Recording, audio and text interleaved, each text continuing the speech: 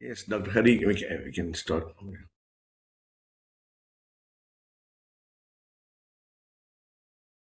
I just thought we'll wait for 2 more minutes, sir. The members are joining. We have about 41 participants as of now. Shall we just wait for 2 more minutes? 8-5, 1 more minute, 8-5.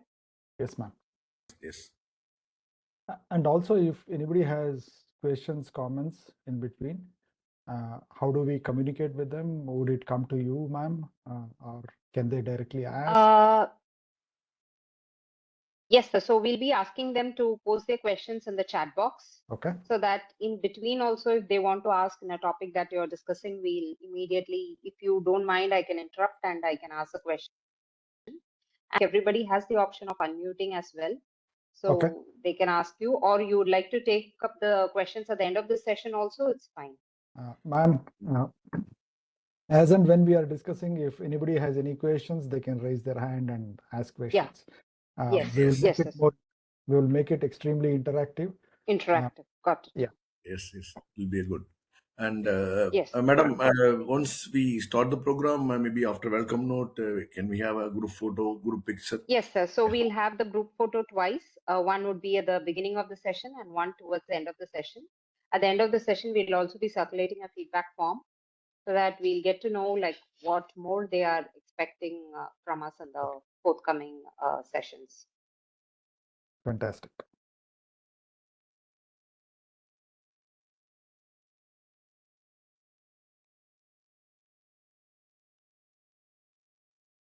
So I think it's 8-5. So with that said, we have about almost close to 50 participants. So I think we can start the session. So we have Sudhindra sir on call. Sir was actually traveling, so he said it's slightly difficult for him to join now. Yeah. Dr. Sudhindra sir told me that he would be joining during the later part of the conversation. Yeah. So with that said, we will begin the session. So good evening, good morning, good afternoon to all. Because it's a global event, I believe that there could be few participants who are joining from the other parts of the globe as well. So this is a TEMS initiative, IEEE TEMS initiative, where we are having a series which is titled as Lead to Next How To series. And this is the successful 8th episode of it. And here we try to talk about the topics that many people have in mind, and it is difficult to be answered. So we are finding a platform where we provide the answers, solutions, and the ways of how to get the answers to the questions they have. And specifically today, we have how to patent. And this particular session will help us give practical insights and guidance on how to what are the basic what are the basic things of the intellectual property rights, how to patent it, and how to create the IP. So I take this opportunity to thank Sir for accepting the invitation as soon as I contacted him. And for TEMS community, this is very, very important because we talk about technology and management. So there is a lot of IPR involved in this journal.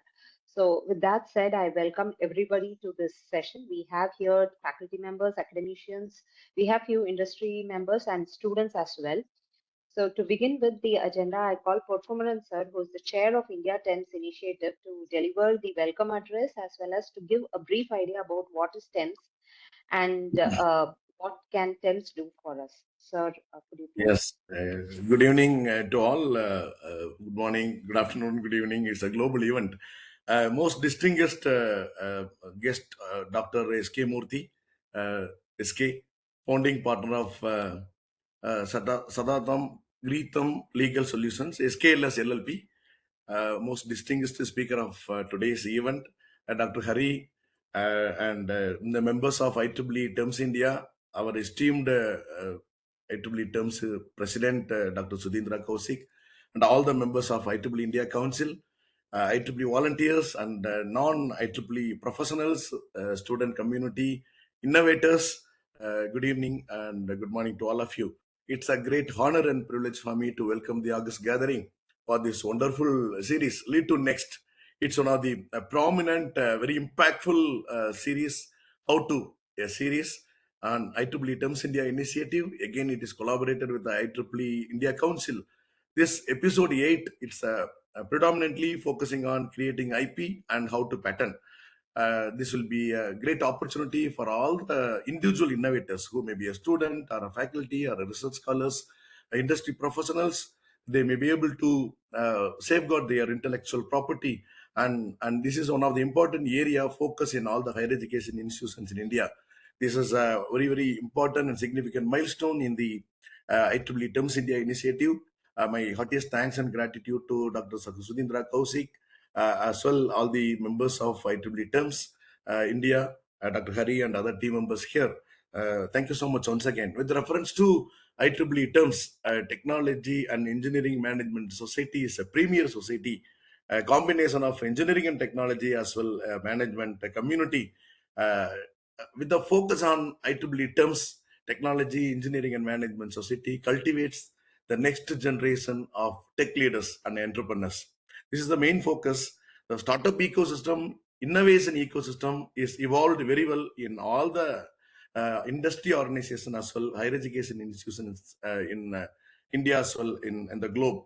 Why I'm saying I've been in the administration or academic team for a longer period, and now the entire scenario is changing into the innovation ecosystem, bringing the concept idea with a lot of creativity, which into a reality with a product level. Now it is being accepted by all the government organization, government of India, various ministries. They focus on Swalamban initiatives.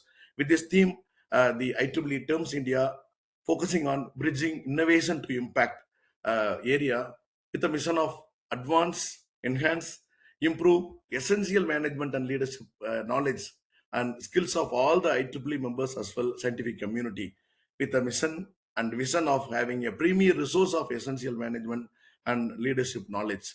So mainly focusing on role of innovation and transforming ideas into viable solutions. That's a main focus.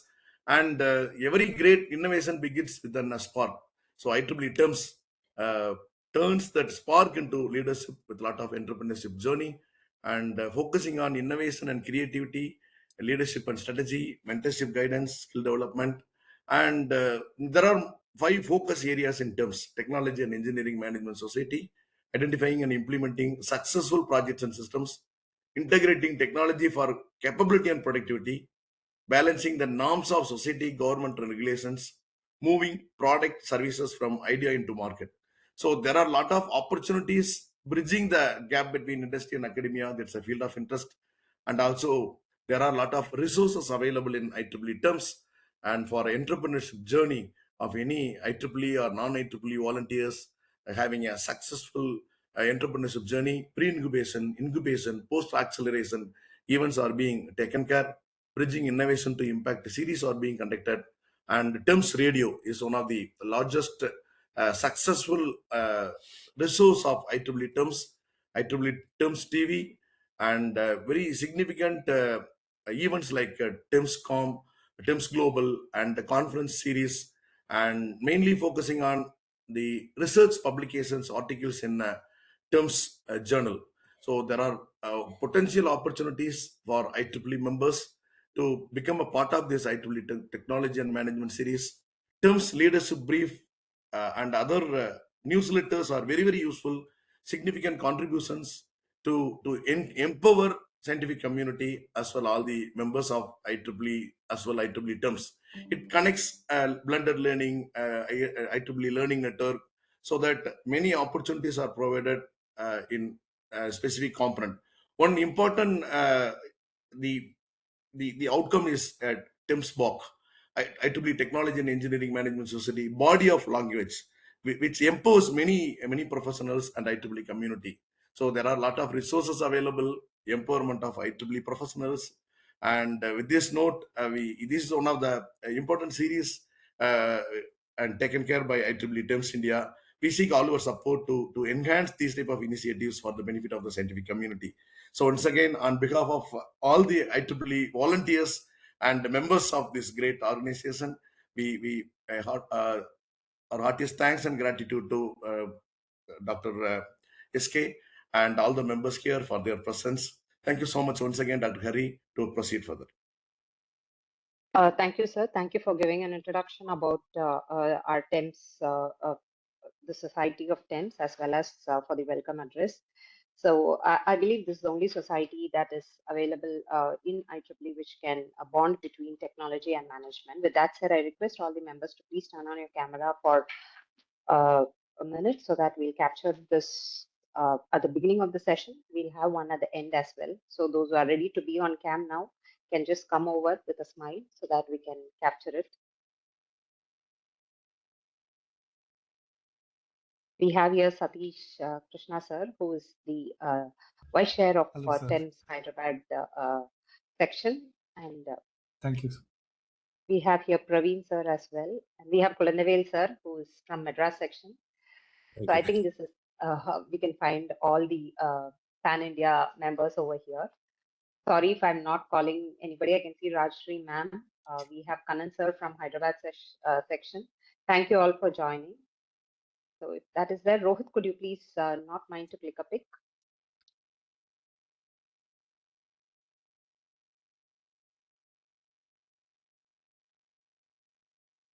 You can let us know if it is done. Yeah.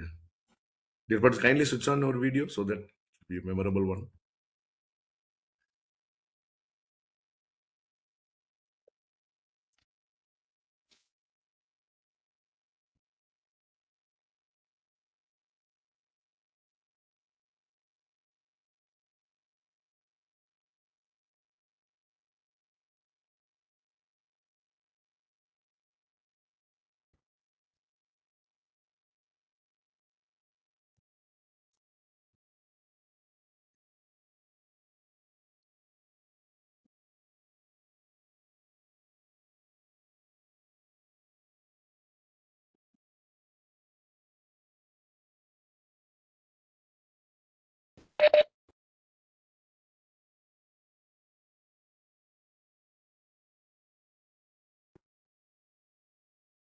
Yeah.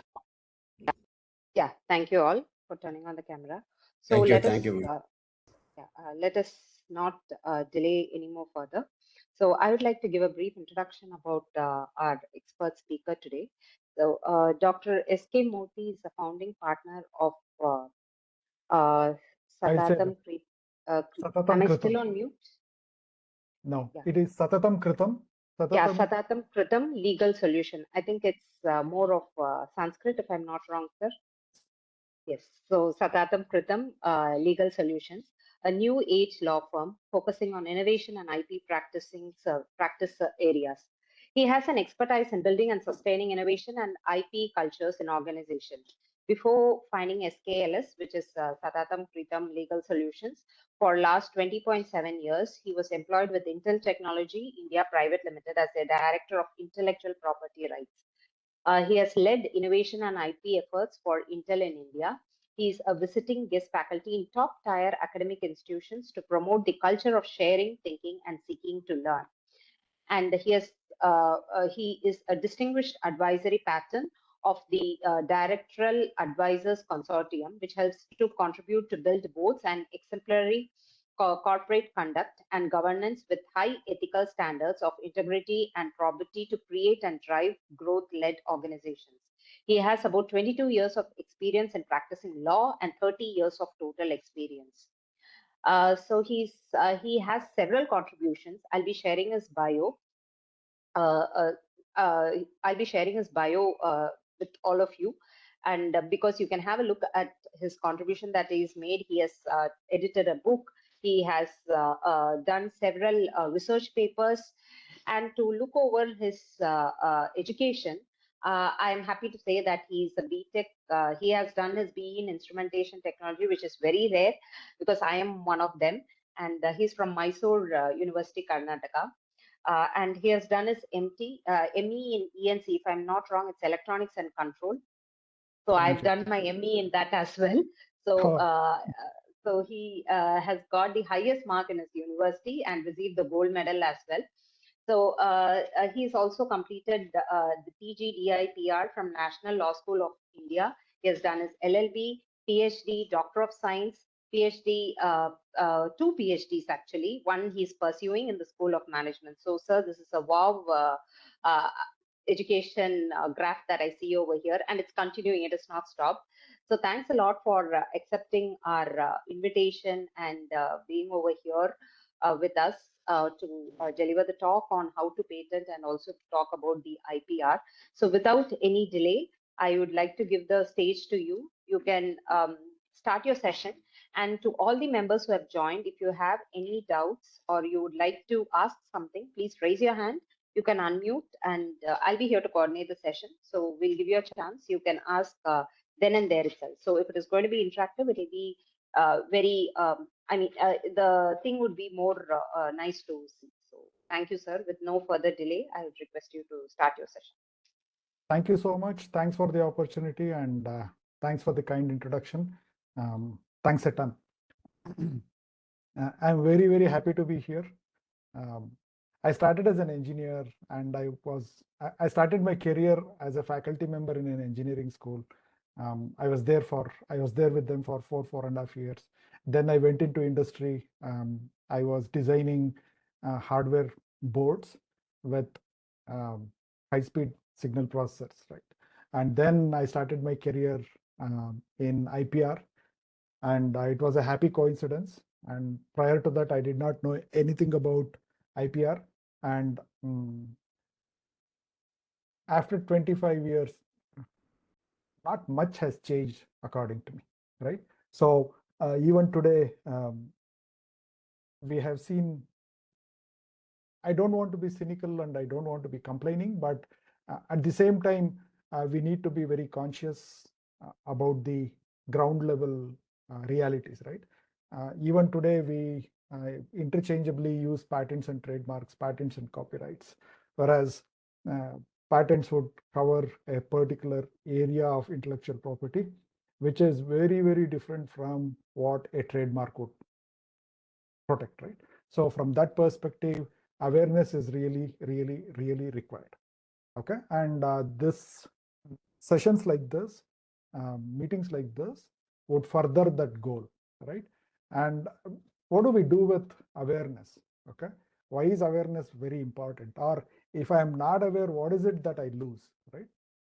There are always two things. If I do something, there is a particular outcome. And if I don't do, what is the cost of not doing it is also equally important, or probably I would say more important, right? I'll give you some data points so that you appreciate why we should have sessions like this. According to one of the studies, right, it says, especially in the startup and MSME and academic community, right? Because I don't know that I have created something new which can be protected by IP, I leave it on the table. I give it out to the world for free. And if you have to put a number against such things that are left on the table that is given for free, just because I don't have the awareness about IP, is estimated at 15,000 crore lakhs. I mean 15,000 crores, right? It is just for India. You can imagine what it is for the world, right? This is one of the estimates. I'm not going into the correctness or accuracy of this number, but somebody has thrown out a number. I know it is very, very hard to associate a number to what is left behind on the table, but somebody has told it is 15,000 crores. Okay, that is one data point.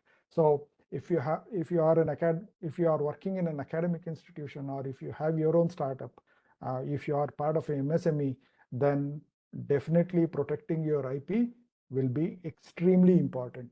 And according to one of the researches done by OECD, around 60% of the organizations which are backed by IP, they have a better chance to succeed. They have a better chance to get venture capital investments.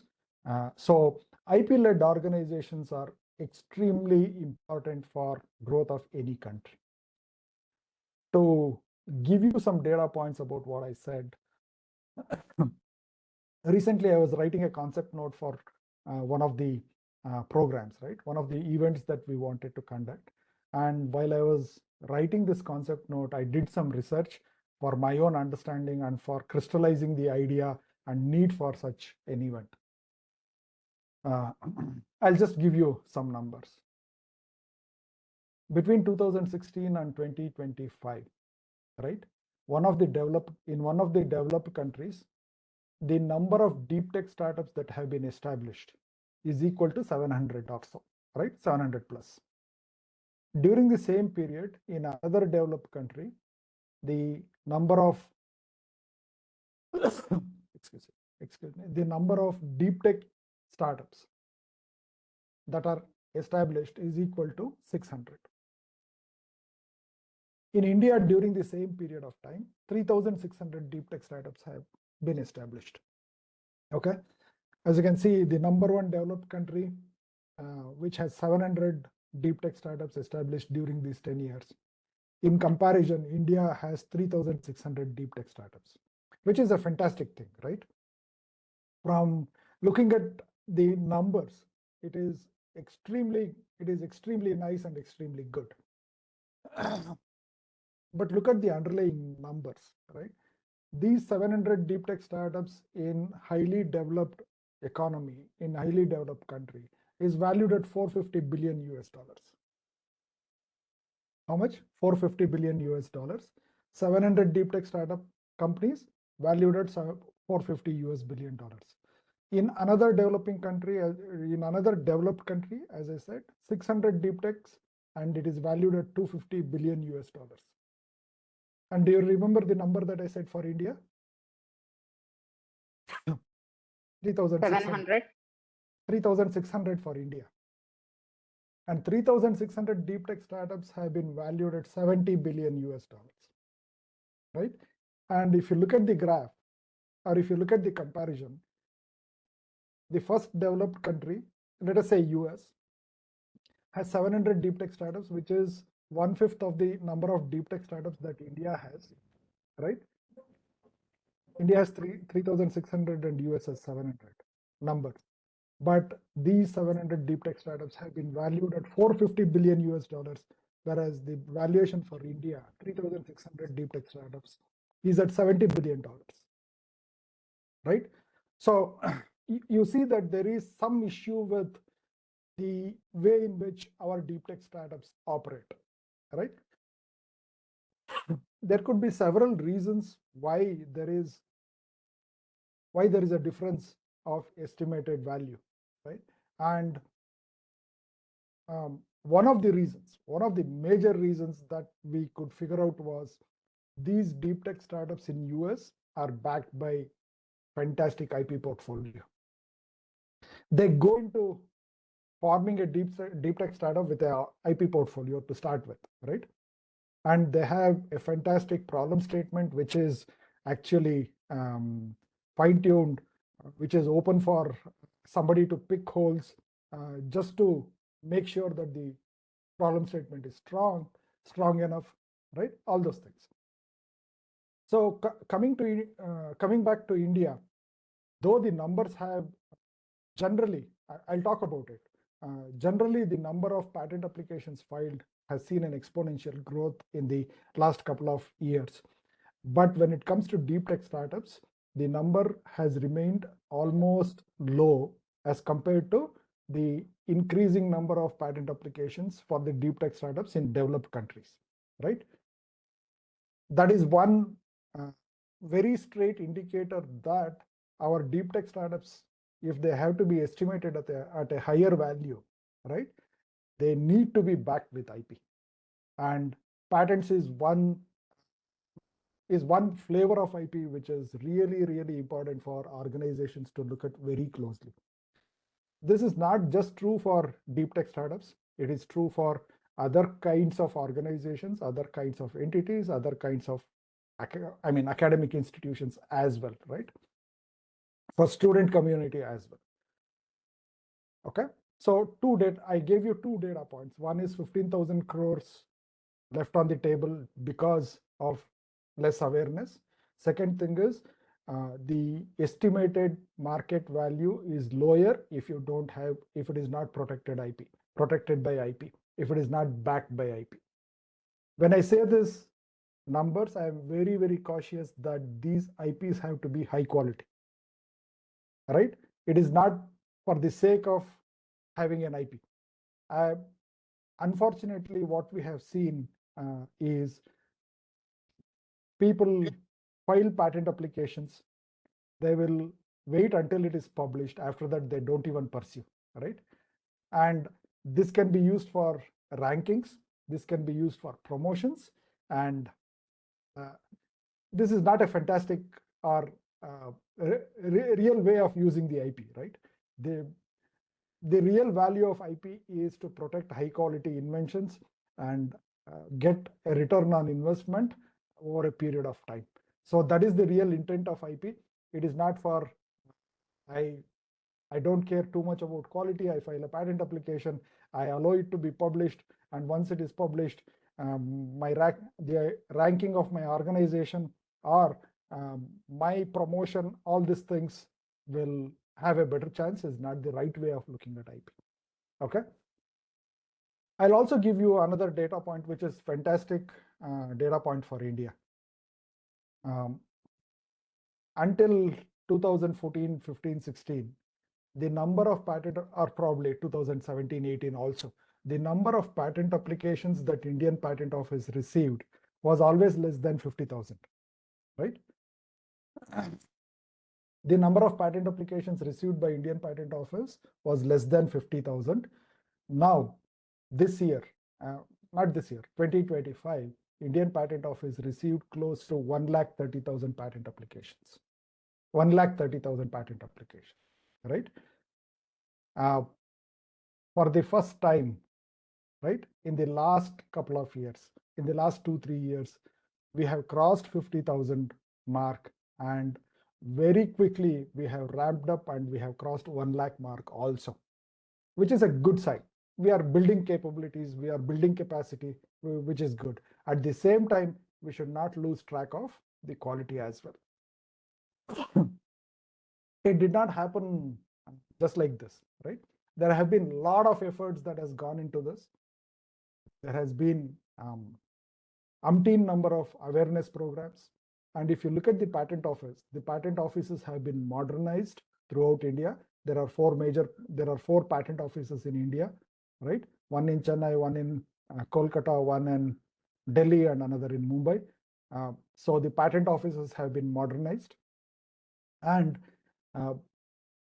Indian Patent Office did not have more than 100 examiners at some point in time, couple of years back. But today we have more than 800 examiners or so, right?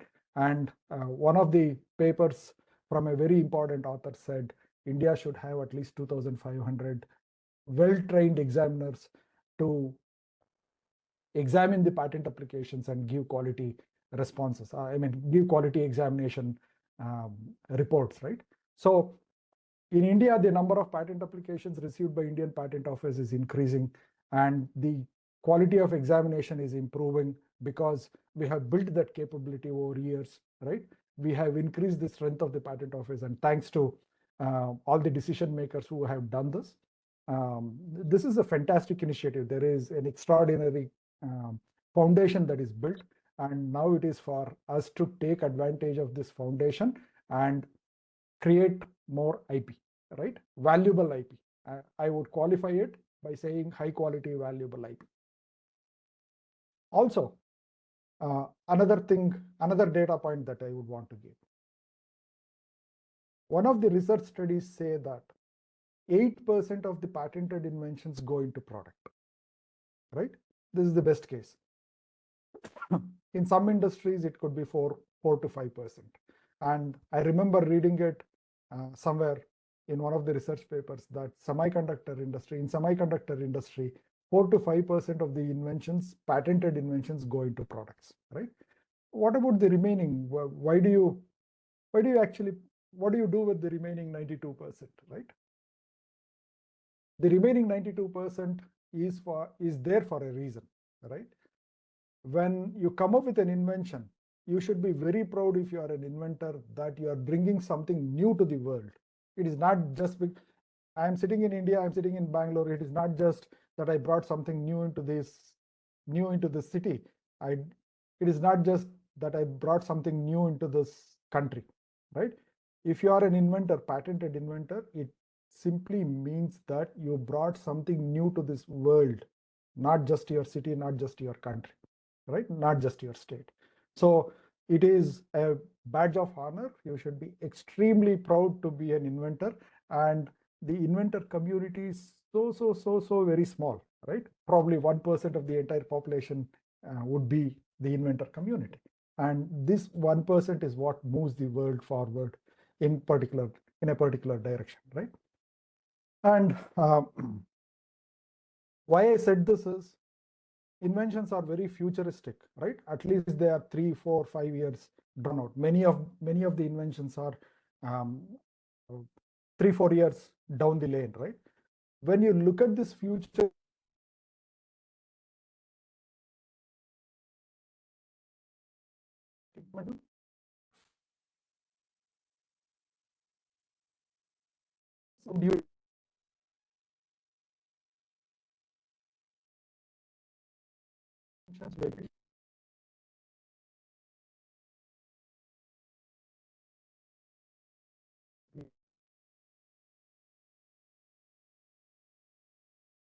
way of monetizing it.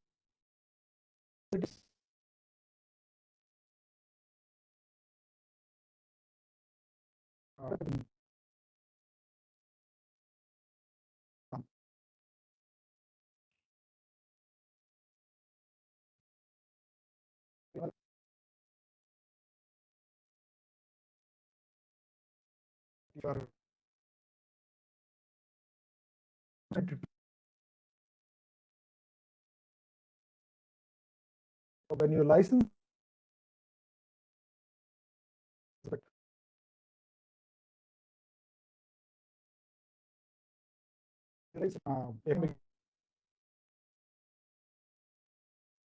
product,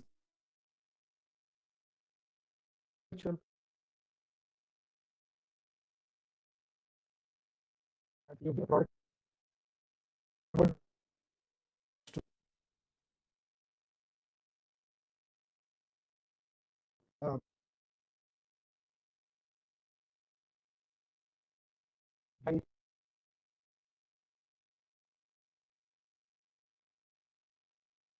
anybody who file a case against you or take you to the court will also be cautious, right?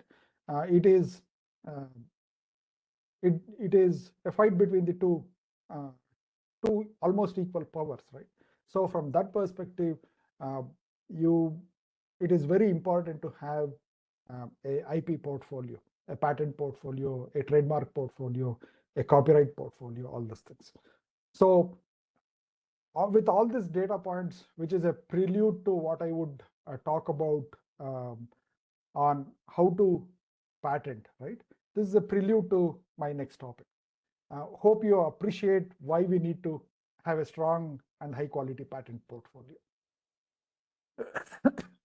With that, we'll look at what is intellectual property. And when it comes to intellectual property, the terminology and how we use is extremely important. When you say intellectual property at a highest level, it could be defined as anything that comes out of the creative thinking of the mind can be termed as intellectual property, right?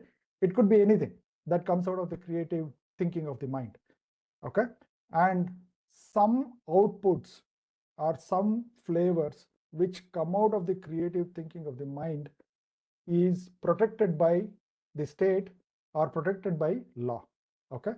And if a particular creative output of the mind is protected by provisions of law, then that protection is called intellectual property right, okay? So these are two different things. Intellectual property is creative output of the mind, and if there is a corresponding protection provided by law, then that corresponding protection provided by law is known as intellectual property right. Okay, these are two different things. Okay. Now let us look at different flavors of intellectual property which have a corresponding right, okay, under provisions of various laws. Let us look at invention. What is an invention? in a very understandable way, invention is something that should be new as compared to what is already known to the world, right? We will talk about the criteria for patentability a bit later, but what is an invention that can be protected by patents is something that is new functionally, right? It is functionally heavy, right? If you have a compression technique, right, which compresses the video file by 30%, right? If it decreases the size by 30%, the technique that you use to compress this video is very functional in nature. It does not have aesthetic value, right? Compression techniques cannot be beautiful, right? They cannot look beautiful. They are very functional in nature. You get what I'm saying? So anything that is new and very functional in nature might fall under the category of inventions. And if it has to be patentable, if a patent has to be granted, there are few more criteria points, few more things that this invention need to satisfy. We will talk about it in a few minutes from now. Okay, so if it is functional in nature and if it is new, then there is an opportunity to protect it by an intellectual property right. And this class of intellectual property right which protects this functionally heavy inventions is called as patents. Okay.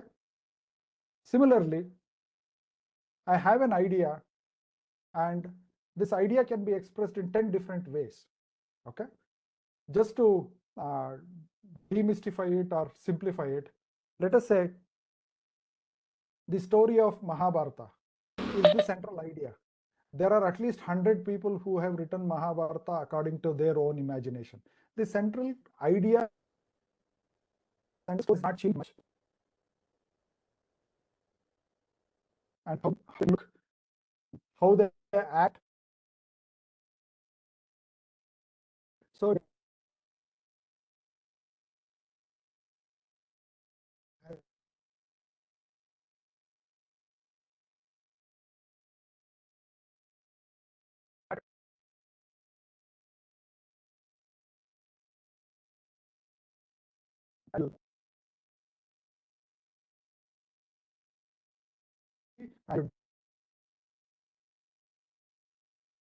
please remember NUN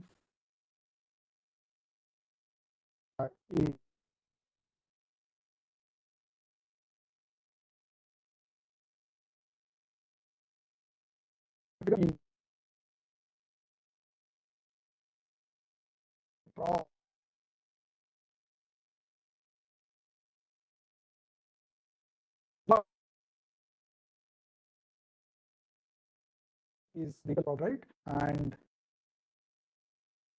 the idea is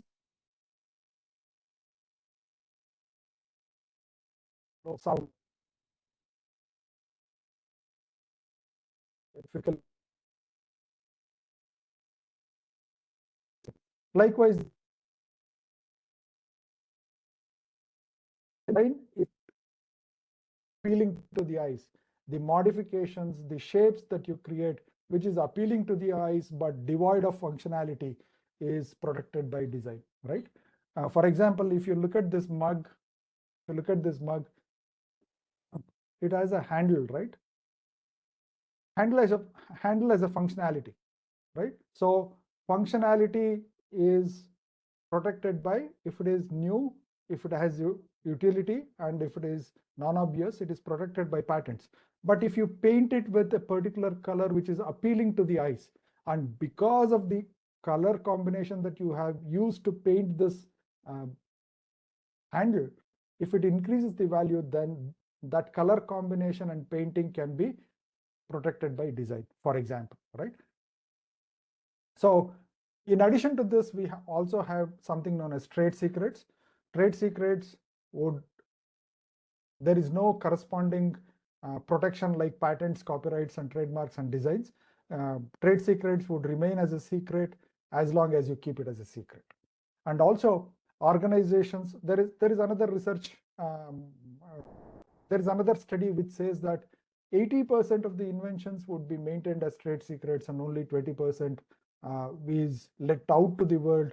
You exchange it, you disclose it to the world in to receive the protection, right? To receive the legal protection in exchange of the invention that you are disclosing to the world, you get a legal protection. Okay, 20% of your inventions, 20% of the innovation, 20% of the intellectual property is selected to be protected by patents, whereas patents and other flavors of intellectual property, whereas 80% is mostly kept as trade secret in the organizations. And one of the classic example of trade secret is the Coca-Cola chemical composition of Coca-Cola, which has remained a trade secret for more than 100 years. So somebody chose not to get a patent on this chemical composition, so they maintained it as a trade secret, and the chemical composition is serving them well for more than 100 years, right? So this is the premise. Okay, what we have understood so far, to recap, is why is IP important? Why is protecting your IP important? All these things are there. And then we talked about the distinction between IP and IPR. Now we will start focusing on patents mostly. Okay. Any questions? I'll pause before I transition into patents.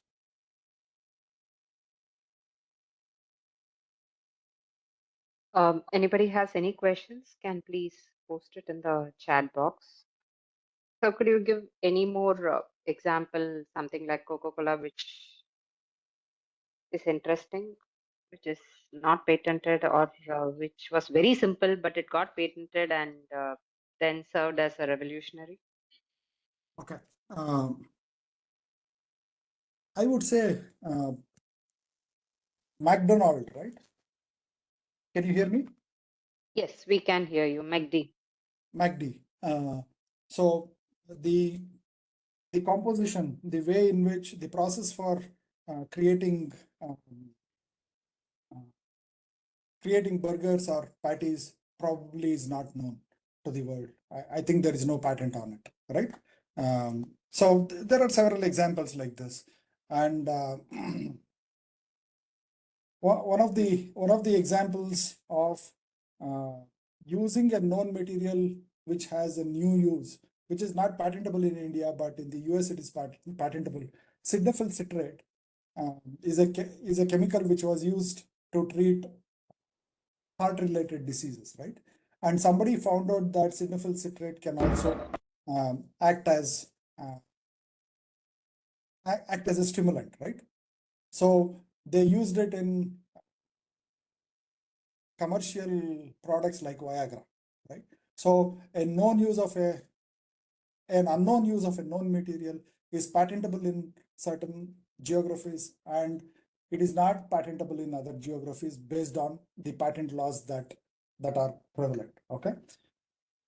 So these are some of the examples. With that, any other comments? Any other thoughts? And Google, you asked about an example, right?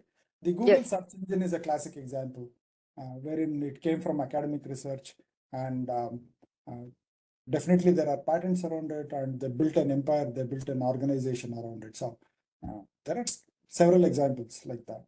And if you look at the pharma, especially pharma organizations, health, many of the inventions have come from academic institutions, right?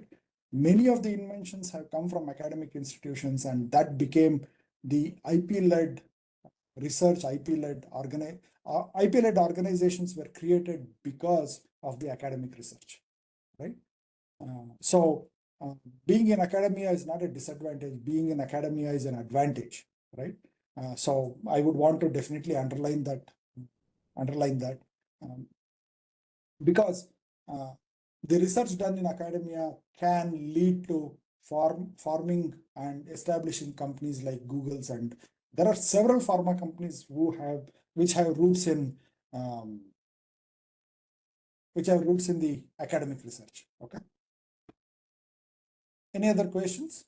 Yeah, I have one query. No? Yeah. Yes, please. So this composition, it's not patented, but Pepsi or Coca-Cola, they may be having different plants all around the world. How the secrecy is maintained and how they are doing this Coca-Cola same mix-up. No, some man will be involved in doing that operation. Mhm. So this information will get leaked out, Okay. or some other person can do that mixing. Yeah. Same Coca-Cola brand. So what is that? Can you throw? The how Coca-Cola has maintained their chemical composition as a trade secret is also a trade secret. Nobody knows it, right? There are several stories floating around, but we don't have a confirmation. It is said that this chemical composition is divided into three pieces, and it is written on a piece of paper, and it is with three different people in different parts of the world, all those things.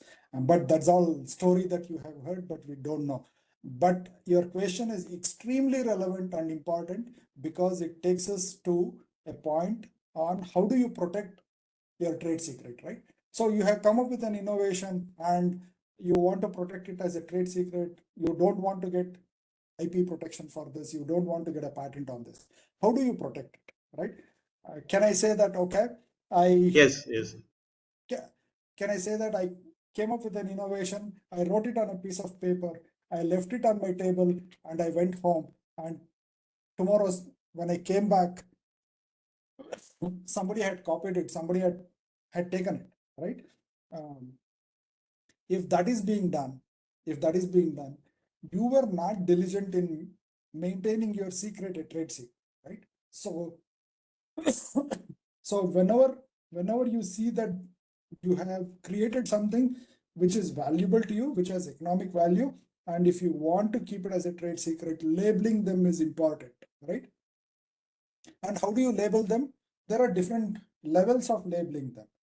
If it is your crown jewel, if it is the topmost secret in your company, right? For example, in a semiconductor company, the architecture of the chip can be the topmost secret, right? When it comes to algorithms, when it comes to search engines, for example, algorithms, the technique that is used to search, right? The parameters that is used to search, the logic that is used to search could be your crown jewel. So these need to be labeled as top secret, and this top secret information should not be freely available to anybody. It should be available only on a need to know basis, right? If I come and ask you, can you please share your trade secret, even though we are working in the same organization, right? Even though we are working in the same department, if I come and ask you, can you share the trade secret? Can you share the top secret information that is stored in the file? Your first question is, why do you need it? What is the need? Can you tell me the need for you to know this, right? So that is top secret. You need to label it, and then you have something known as restricted secret. Then you can also talk about confidentiality. You can see some files marked as confidential, right? Which means that it is not available to everybody. It is only available to people who have a need to know, right? So if you want to maintain something as trade secret, you need to label them appropriately. That does not mean that you should label all of them as trade secrets. I mean, top secrets, right?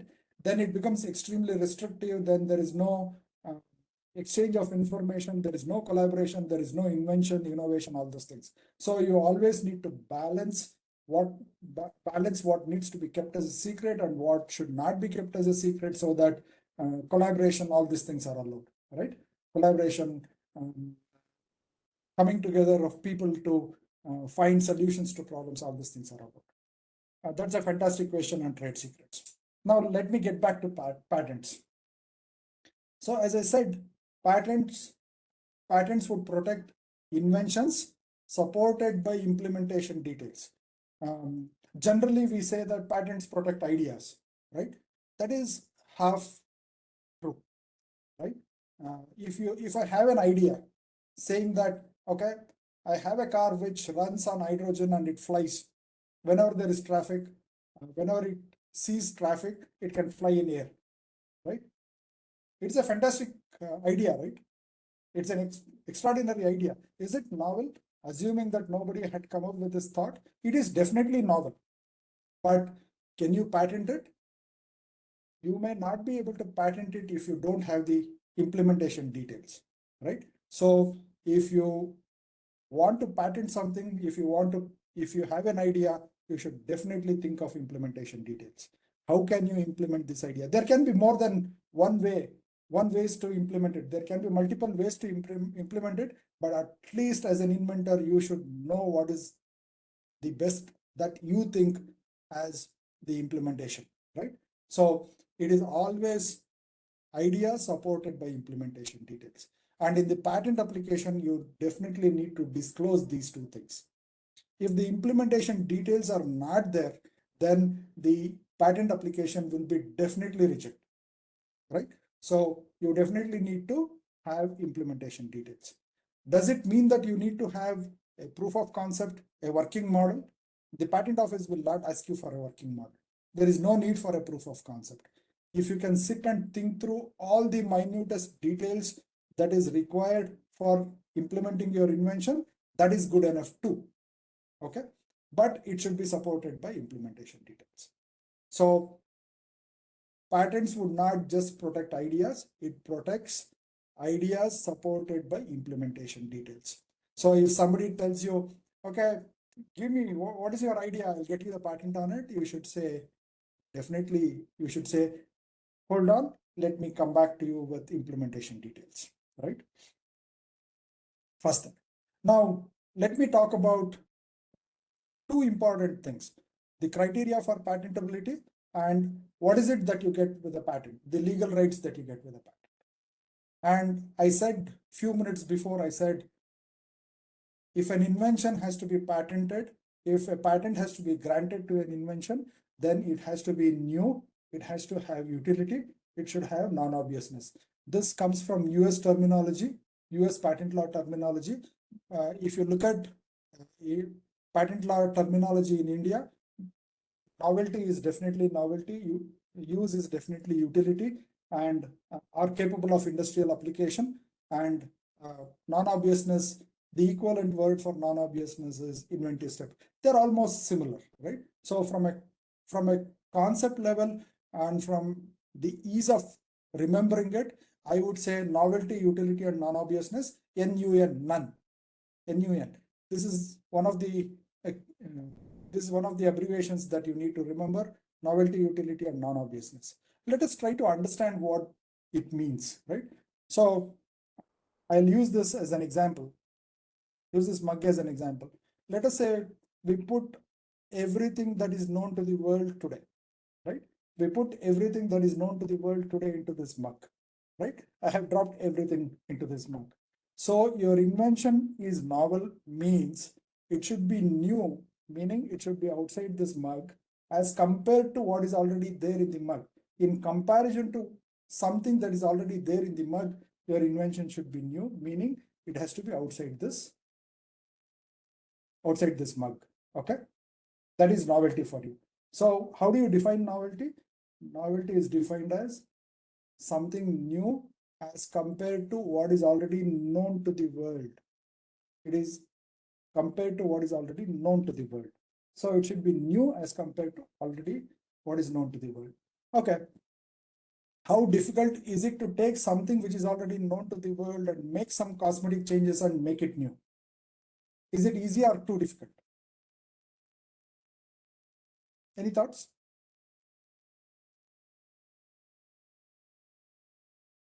Take something which is already existing and make some minor modifications so that it becomes new. So the wisdom of the legislature or the rule makers or the lawmakers was that patent should not be granted only based on novelty, because anybody can, it's a legal right. It is a very, very important legal right.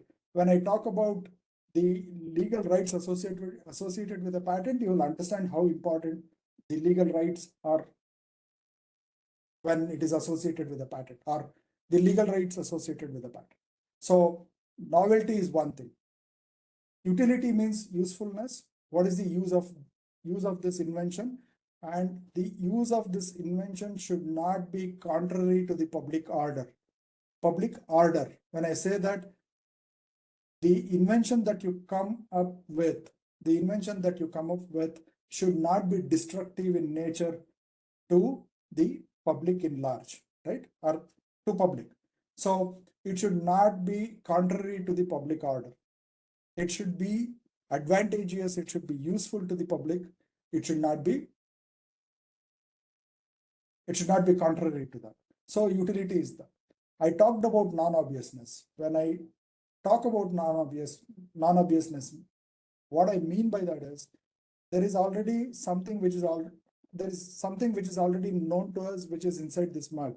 Now you have come up with novelty, but it is not cosmetic. So the distance of your invention as compared to what is already inside this mug, this distance, let us call it as delta. This distance delta is the measure of inventive step, right? This measure of delta is the non-obviousness. So it is not just enough that it is outside this mug, it should also be at a particular distance, and this particular distance is the measure of the non-obviousness. And what is the standard for non-obviousness? It should not be obvious to a person of ordinary skill in the art, right?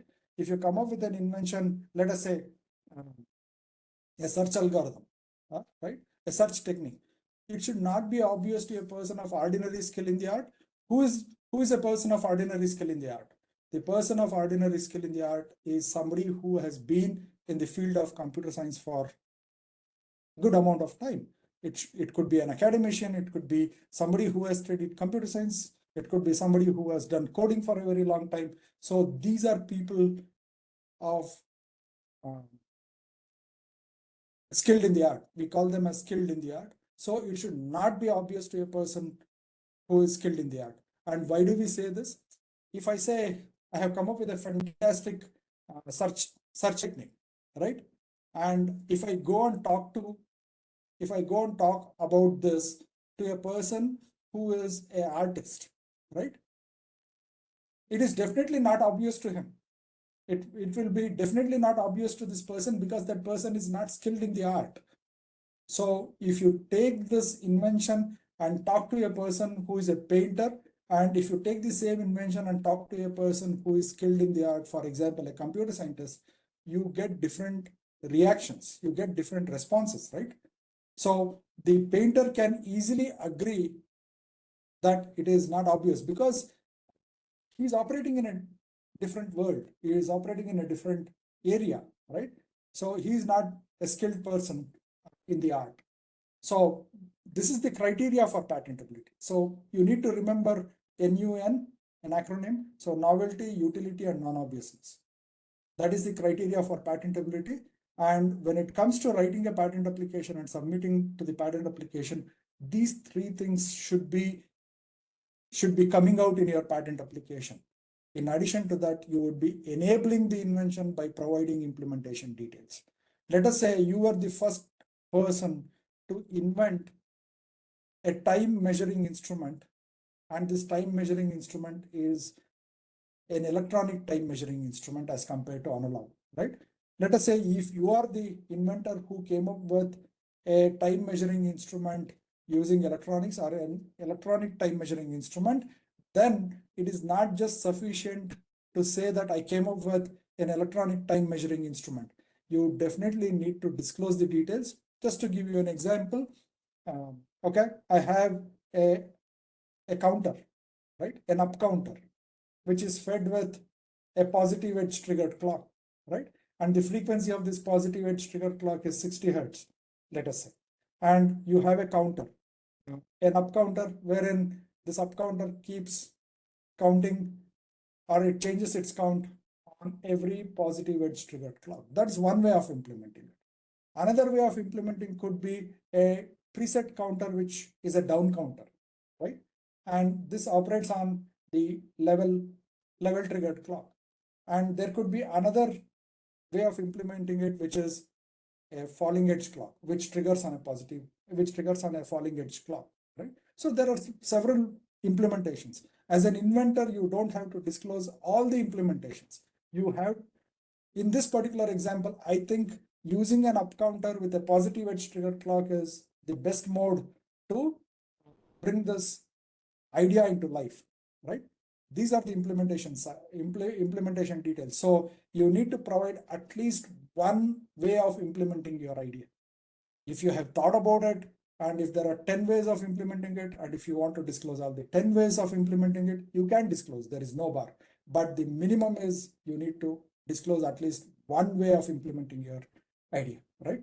So 4 things when it comes to criteria for patentability. 3 are, what are the first 3 things that I talked about? Novelty, utility, and non-obviousness. Then enablement, right? You should enable your invention, meaning you should provide enough implementation details. Okay. Now we talked about the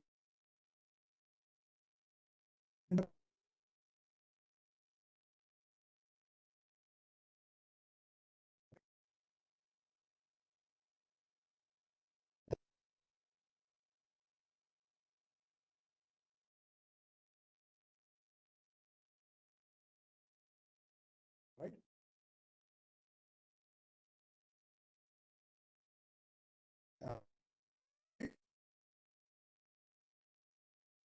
Research development.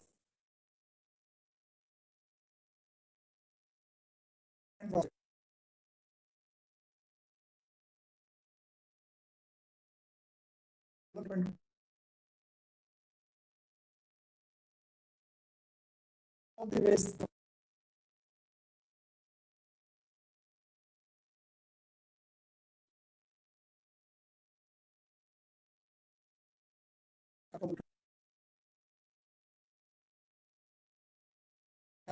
you people resolve this.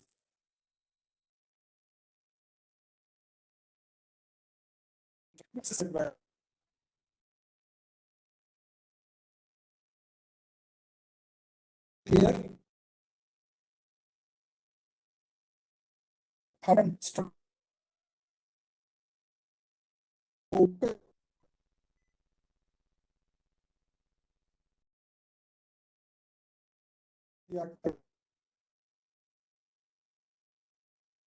Problem. Let us say there is a glitch in the clock signal, right? How have people tried to resolve the glitch in the clock signal or a jitter in the clock signal? There can be 10 different ways that is already known to the world, disclosed to the world on how do you resolve the impact or how do you decrease the impact of a jitter. In all these 10 different ways that people have approached to solve the problem of jitter, there could be techniques that still have disadvantages. They might not be the most efficient way of treating a jitter, right? Then you look at the disadvantages with the current state of the art, current techniques. Then you go after resolving those disadvantages. You come up with a new invention to resolve those disadvantages is one fantastic way to come up with inventions which generally are good for patenting. Okay. So this is about the criteria for patentability. How do you start your journey and what is the track for patentability? If you get a patent, right, you have this invention, you did all this, you have an invention, you go to the patent office, you filed a patent application, and patent offices will take it through an examination process. After the examination process, there is a patent granted to you, right?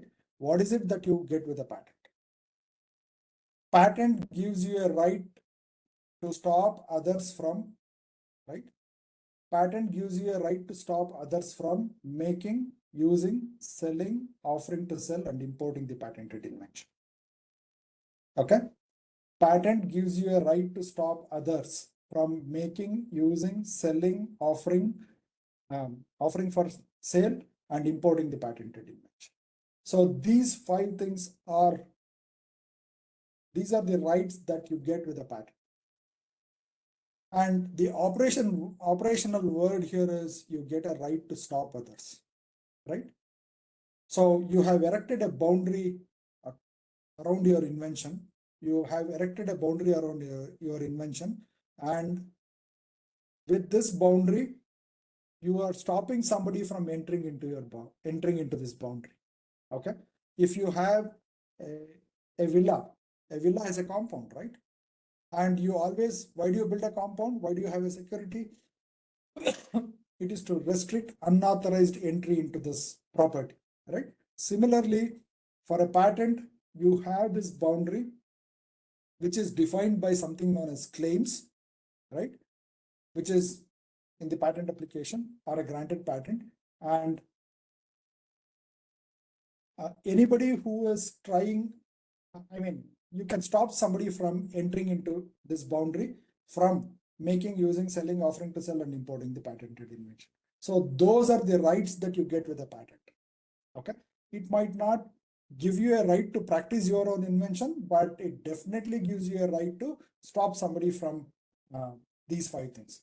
I don't expect you to remember these 5 things, but I would definitely urge you to remember that once you get a patent, you have a right to stop somebody. And also remember that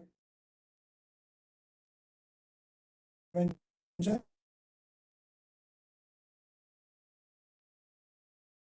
is as to what it is, right? For example,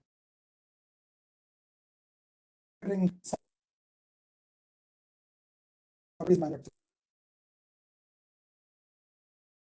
came up a handle. In the sense, they did not have a handle. Came up with invent the handle to this man. If you have practiced this, needs to be at some point in time, talk this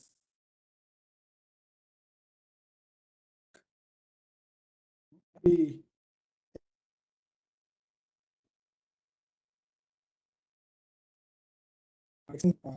oh,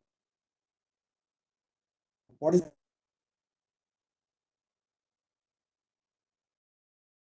become manufacturing combustion engines. Company A is manufacturing combustion. This company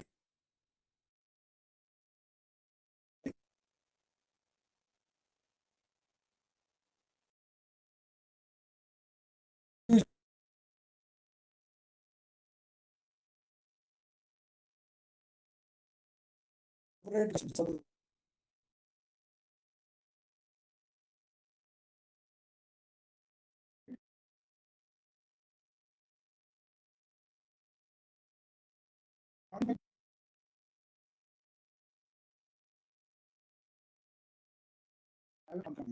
now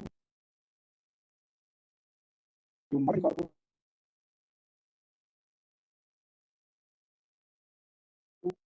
a patent protection for your invention.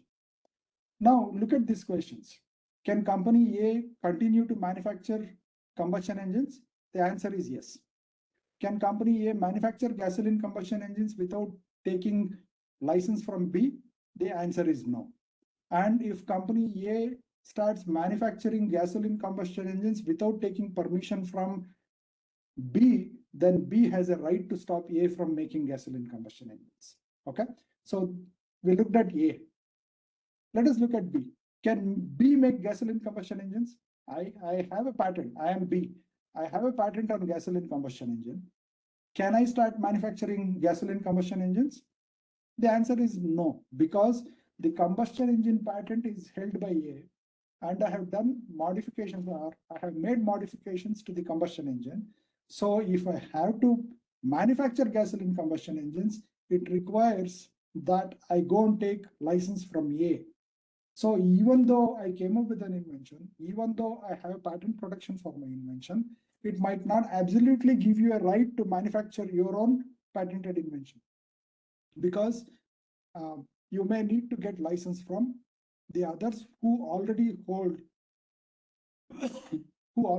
hold patents in that particular area, right, for the base technology. Now, as I said a minute earlier, if A starts manufacturing gasoline combustion engines without seeking permission from B, B definitely has a right to go and stop A from making gasoline combustion engines, right? So if you look at the responses, if you look at this example scenario and the responses to these questions, what you see is a patent gives you a right to stop somebody from making, using, selling, offering to sell, and importing the patented invention, right? So please bear that in mind. We talk when it comes to patents, we talked about the criteria for patentability, which is NUN, novelty, utility, and non-obviousness, and the rights. When it comes to patent rights, it's a right to stop others from doing these 5 things. Now let us look at the life of the patent and jurisdiction of the patent, right? The life of the patent is 20 years from the date of filing. If you file it on November 1st, 2000, right? Patent might be granted 3 years down the lane. Patent can be granted 3 years or 4 years down the lane. If the patent is granted in 2004, then the life of the patent is 20 years as counted from the date of filing and not from the date of grant. Okay. So if the patent is granted 4 years later, you still have 16 years to practice your invention and get return on investment and enforce your. Can a patent be granted for lifetime? No, sir. The life of a patent is 20 years from the date of filing. Okay. So that is about the life of the patent. Can you extend the life of the patent? No. The answer is no. People talk about extending the life of the patent, but that is not possible. If you have an invention A, and if you have a patent on invention A, right? What you might do is you can improve this, and if the improvement, which is B on top of A, if the improvement B on its own, if it satisfies the criteria for patentability, you may get a patent for B, right? But you cannot extend the life of A. So the life of a patent is 20 years from the date of filing. That's one thing. The second thing is there is nothing like a global patent. Patents are country-specific rights. Patents are country-specific rights. If I have an Indian patent, I have a right to stop somebody from making, using, selling, offering to sell, and importing the patented invention within the geography of India, within the borders of India, right? If you think that your invention has value in 3 different countries, let us say US, Europe, and India, then you need to get patents in each of these countries separately. There is no global patent. But according to Patent Cooperation Treaty, they have come up with the signatories, these signatory countries to PCT, Patent Cooperation Treaty, which could be like 197 or 198 or 200 countries. They have come together and they have agreed to this, wherein they understand that if I have an invention and if 10 countries are important, I cannot run to these 10 countries for filing on the same day, right? It is extremely difficult to file the same patent application in 10 different countries on the same day. It might be difficult. So that too with differences in times, all those things, and some patent offices might not have e-filing, electronic filing. Given all those things, these countries came together and they entered into a treaty and they said, okay, you can file a patent application known as Patent Cooperation Treaty Application, PCT application. And this PCT application will have a list of all the countries that are signatory to Patent Cooperation Treaty. You can tick on all the countries that you require to file at some point in time, and you can submit this application to me. I am a single window to receive this patent application, but I am not a single window to grant you the patent application, right? So if somebody says there is global patent, you have PCT route, that might not be completely true. PCT is a single window receiving mechanism, and what PCT does to you is once you file a PCT application, at some point in time, of course, you need to select an international search authority, and they would give you a search report, international search report, and also international preliminary examination report. And once you look at the search report and international preliminary examination report, you can decide which are your favorable countries and where you want to go get a patent on, right? And based on this, you can enter into each of these countries individually, and that is known as national phase entry, right? So based on the international search report and the international preliminary examination report, you can decide which countries are more favorable to get a patent granted to your invention. And if that country is important to you as a market, if that country is important to you for legal protection, then definitely you should consider those countries. And one thing is, you cannot file it in all 200 countries to get a protection, irrespective of the importance of your invention, right?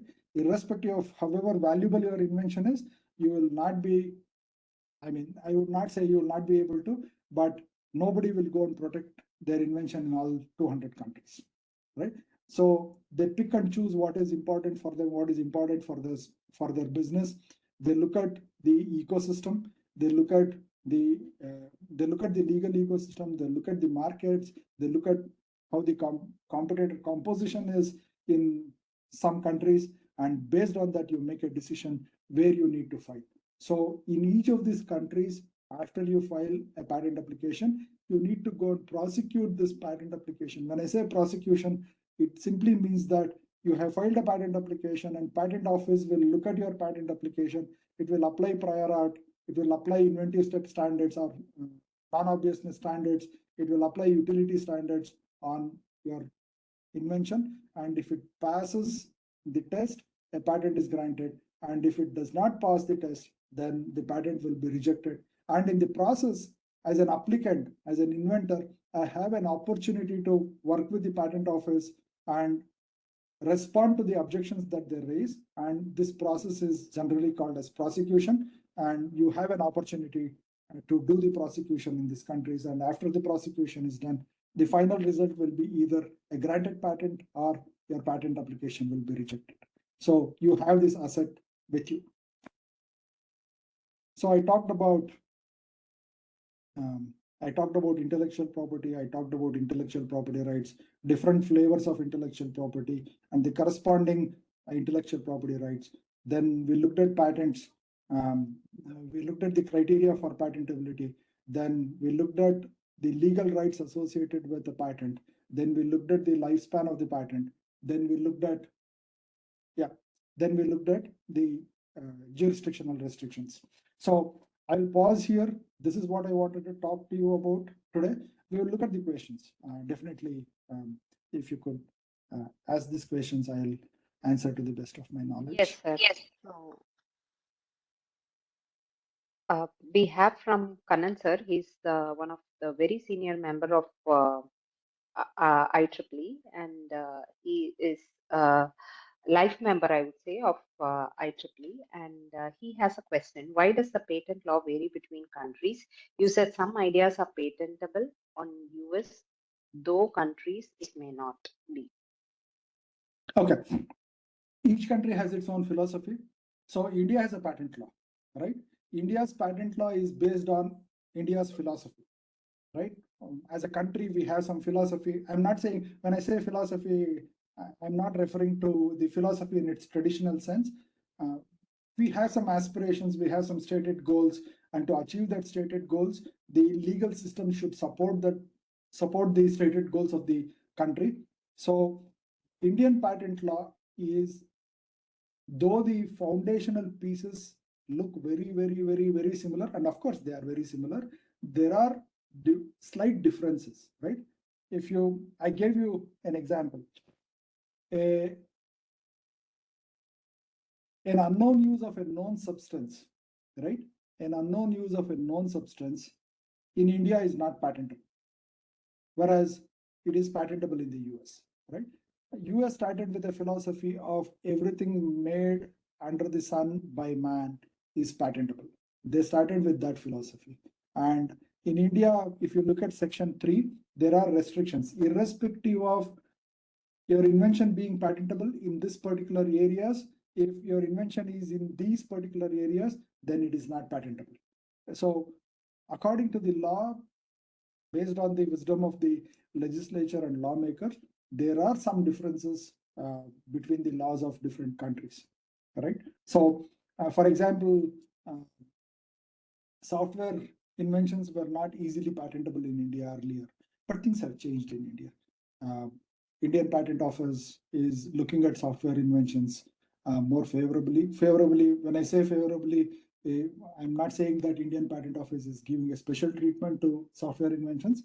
I'm saying that, okay, this is a software invention, it is not patentable in India, let me keep it aside. They are not doing that anymore. They would look at the software invention and they would apply the same criteria that you would apply to other inventions and see whether it is patentable. And if it satisfies the criteria, then the patent is granted even for software inventions. Yes, sir. So we have Anand Kumar ji who would like to ask, can a patent be granted for lifetime? I believe you said for 20 years. So there's a question which says that, can it be granted for lifetime?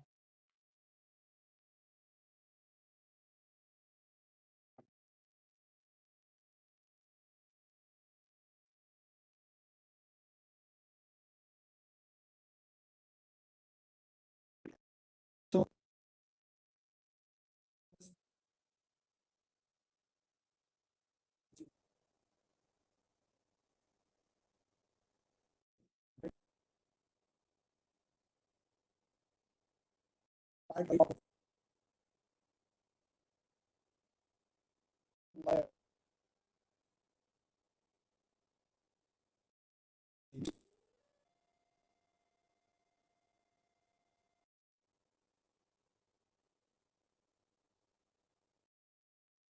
you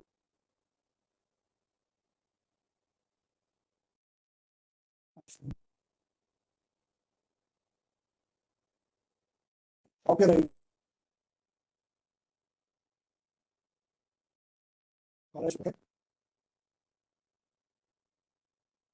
life copyright is life of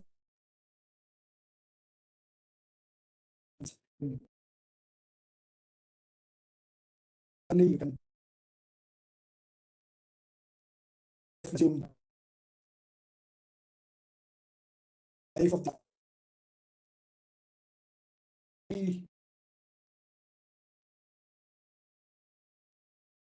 one of the is not anything else. I think there is a signal issue from your side, sir. Initially, I thought it's from my side, but I think there is a signal issue from your side. Oh, can you hear me now? Yeah, I can hear you now. Am I clear? Okay. Yeah. Sir, so I would like to, I think Sudhindra sir is there in the call. Sir, are you available now? Yeah. Yeah, can you hear me? Yes, we can. Okay. So is the session over? I mean, I joined like about 5-10 minutes ago. Yes, it's done, sir. Almost. We are in the last. Okay, wonderful. I'm sure looking at the time now, I think it is 50% more than the time we planned for. So that tells the story about the session. So I'm glad and thank you, SK, for your patient explanation.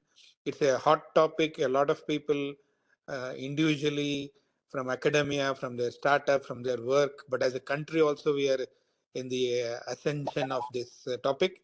So I'm very thankful on behalf of TEMS that you could do this to us.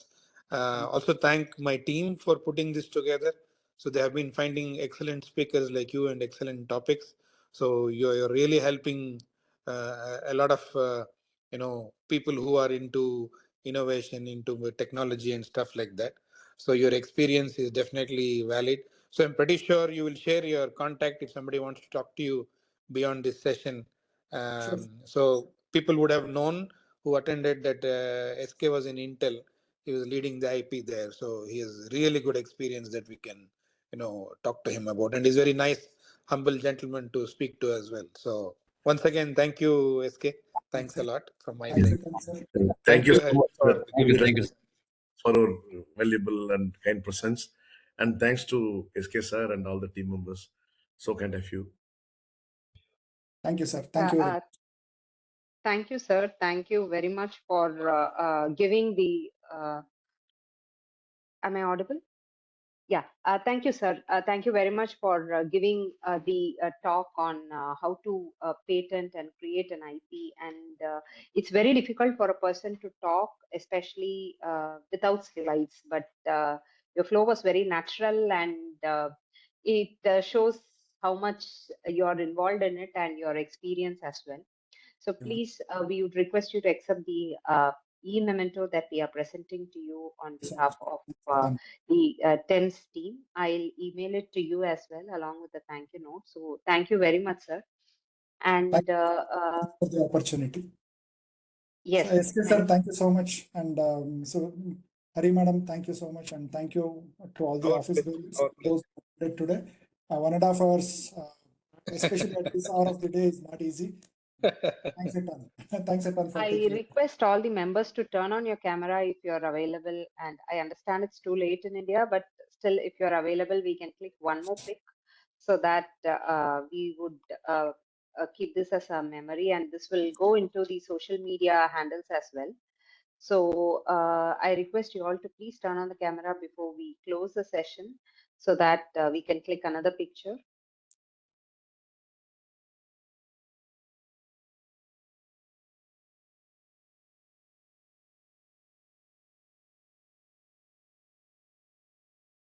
Meanwhile, while we are clicking the pic, all the members who are here, please take about 2 minutes to fill the feedback form that I am sharing over here, so that we will send certificate to all, e-certificate to all of you from the TEMS global team, so that it'll be a token of recognition that we are giving to you for attending this session.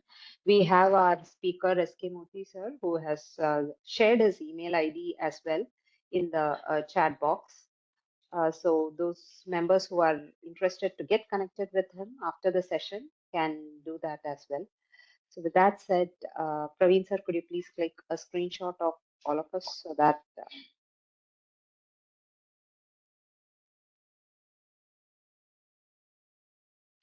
Sudhindra sir, would you mind turning on the camera? But I understand you're traveling.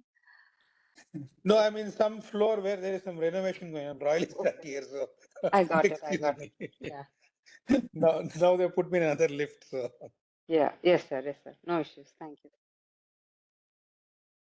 Praveen sir, are you clicking or shall I? Yes, ma'am. Yes, ma'am. Taken, ma'am. You have taken? Yes, ma'am. Yes, sir. Yeah. So thank you all for joining. was this recorded? It is. It is recorded, sir. So without forgetting, I could record it. I had. Okay. So if you need a copy, SK, let Hari know. So yeah, sure, sir. I will. So thank you all. I understand it's too late. Thank you very much In India. Yeah. So thank you all Good for night. joining. Yeah. And looking forward to meet you all in the next episodes as well. Thank you. Thank you all. Yeah. Thank you, SK sir. And thank you. Thank you, Kundeval sir, Sudhindra sir, Hari, Praveen. Thank you, sir. Thank you all. Thank you, madam. Thank you all. Thank you, sir.